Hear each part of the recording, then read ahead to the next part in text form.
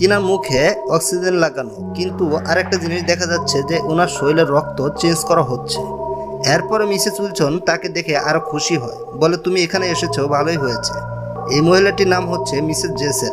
Mrs Wilson আরো বলে এনার শরীরে এক বিরল ধরনের রোগ হয়েছে, যার কারণে এনার শরীরের রক্ত কিছুদিন পরে পরে পাল্টে দিতে হয়। আর সব থেকে বড় ব্যাপার হচ্ছে ইনি অনেক বছর ধরে কোমায় পড়ে আছে। তবে ইনি যখন জোয়ান ছিল তখন এই এলাকার ভিতরে সব থেকে নাম করা একজন ডান্সার ছিল, সাথে অনেক মানুষদেরকে তিনি ডান্সের প্র্যাকটিস করাতো। এভাবে সময় অনেক পার হয়।